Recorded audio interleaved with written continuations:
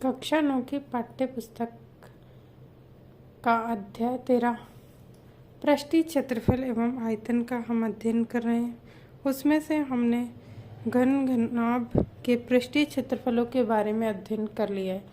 आज हम लंब वृत्तीय बेलन के पृष्ठीय क्षेत्रफल के बारे में चर्चा करेंगे। तो सर्वप्रथम हम देखते हैं कि बेलन होता क्या है। तो बेलन दो वृत्ताकार अनुप्रस्थ काट वाला एक पाइप जैसा ठोस बेलन कहलाता है, जिसमें दो वृत्ताकार अनुप्रस्थ काट होते हैं और उसकी आकृति कैसी होती है, पाइप की जैसी। तो वो क्या कहलाता है, बेलन। हम यहाँ देखते हैं, ये हमने एक बेलनाकार पाइप लिया है। इसमें ये ऊपर से देखने पर पाइप, आप सभी ने पाइप को देखा होगा। पाइप के अब जब हम ऊपरी सिरे को देखते हैं तो ये आकृति हमें कैसे दिखाई देती है, वृत्ताकार। और नीचे से देखेंगे तो ये नीचे वाला सिरा भी कैसा दिखाई देगा, वृत्ताकार। तो ये इसमें दो तो वृत्त हो गए। ये इसका वक्र पृष्ठ है, बीच वाला जो पृष्ठ है ये लाइनिंग करके दिखा रखा है, ये इसका क्या है, वक्र पृष्ठ। अब आप पहले पढ़ चुके हैं कि वृत्त के क्षेत्रफल का सूत्र क्या होता है। तो वृत्त के क्षेत्रफल का सूत्र होता है पाई आर स्क्वायर। आप पिछली कक्षाओं में ये पढ़ चुके हैं। तो ये भी वृत्ताकार है, तो इसका पाई आर स्क्वायर इसका क्षेत्रफल का सूत्र, और नीचे वाले का इसका क्षेत्रफल भी पाई आर स्क्वायर हो गया। ये इस बेलन की क्या है, ऊंचाई h हमने इसको मान लिया। और अगर हमें प्रश्न में पूछे कि हमें केवल वक्र पृष्ठ निकालना है तो हम इस भाग का क्षेत्रफल निकालेंगे। केवल वक्राकार भाग होता है पाइप का, जो गोल भाग होता है उसके चारों तरफ वाला क्षेत्रफल निकालेंगे। अगर संपूर्ण पृष्ठीय क्षेत्रफल पूछेगा तो इसमें हम ये दो वृत्ताकार भाग और ये वक्राकार भाग, तीनों भागों को जोड़ देंगे तो इस पाइप का क्या आ जाएगा, संपूर्ण पृष्ठीय क्षेत्रफल। अब हम देखते हैं कि ये किस प्रकार बना है। तो हमने मान लो ABCD एक क्या ले लिया, कागज ले लिया। कैसा कागज है ये, आयताकार। अब इस आयताकार कागज के दोनों सिरे AD को B और C से मिला देंगे। इस सिरे को इस सिरे से मिला देंगे। आप एक कागज लेना आयताकार और उसके इन दोनों सिरों को आपस में मिला देना। कैसी आकृति बनेगी, तो हमारे पास एक आकृति आएगी, बेलनाकार आकृति आएगी। ये उसकी लंबाई है L और L कितनी है, 2 पाई R H। यहाँ जैसे ये वक्र पृष्ठ था ना, 2 पाई R H, वही तो है ये वक्र पृष्ठ। और ये क्या है, ये दोनों सिरों को जब मिलाएंगे तो ये कौन से सिरे बन जाएंगे, ये ऊपर वाला सिरा 2 पाई R H, और ये क्या हो जाएगी, इसकी ऊंचाई। तो ये L का मान यहाँ पे क्या आ गया, 2 पाई R, और ये इसमें ऊंचाई का गुना कर देंगे तो क्या आ जाएगा, 2 पाई R H। अब हम बेलनाकार आकृति के कुछ सूत्र देख लेते हैं। यदि एक बेलन लंबवृत्तीय बेलन के आधार की त्रिज्या R और ऊंचाई h है, तब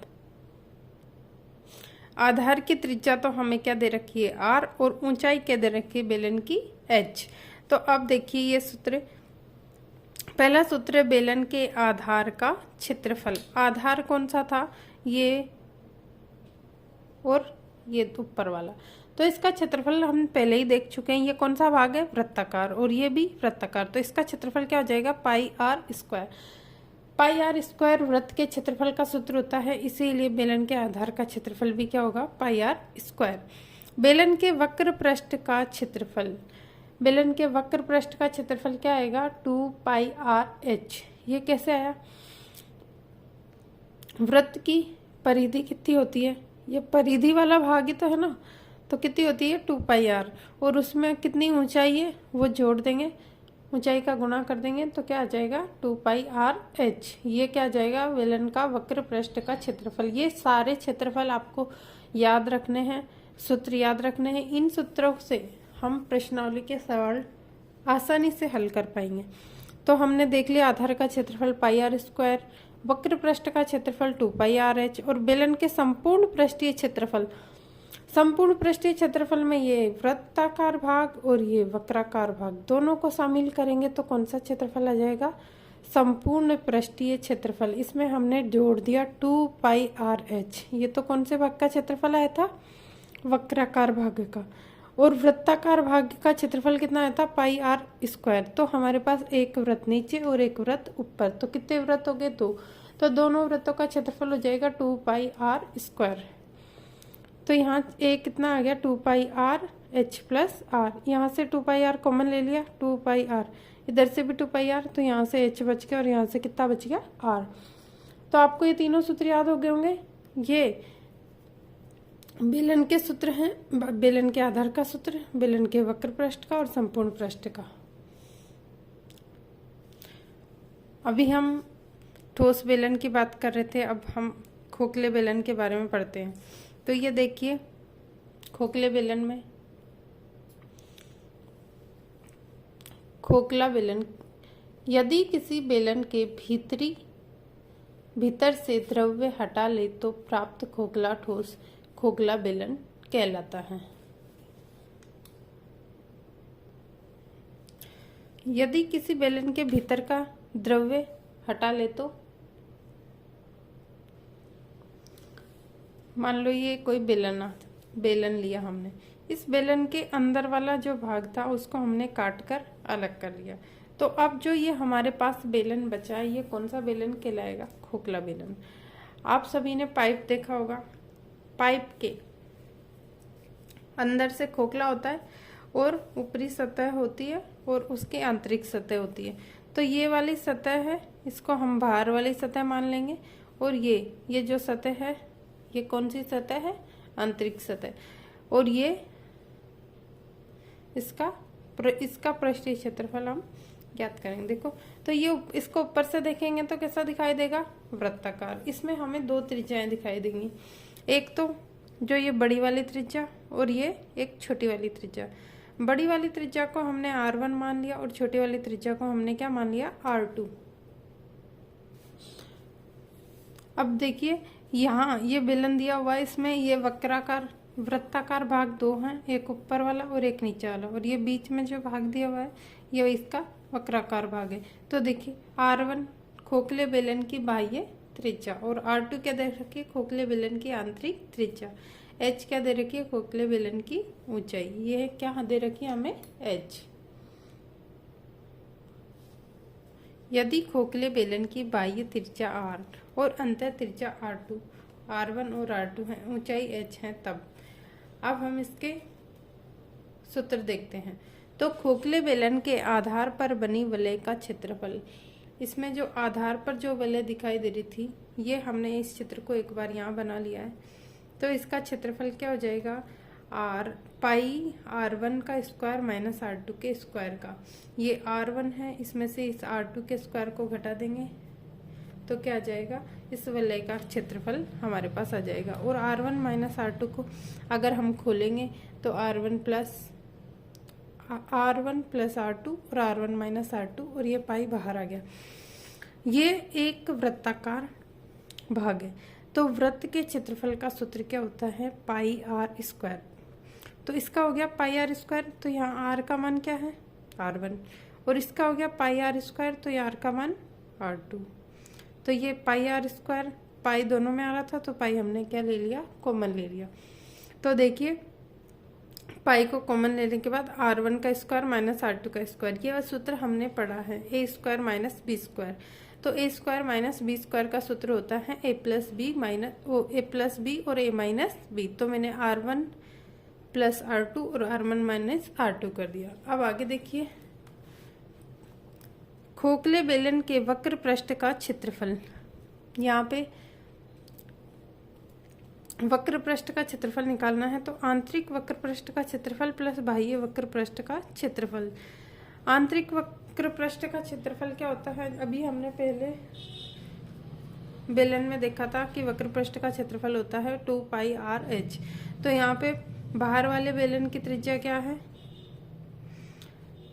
अंदर वाले की है R2 और बाहर वाले की R1। तो अंदर वाले का क्षेत्रफल हो जाएगा 2πR2H और 2πR1H। बाहर वाले का।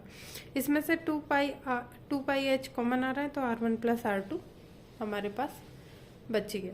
तो ये खोखले बेलन के वक्र पृष्ठ का क्षेत्रफल अगर हमें पूछेगा तो हम कौन से सूत्र लगाएंगे, 2πRh R1 प्लस R2।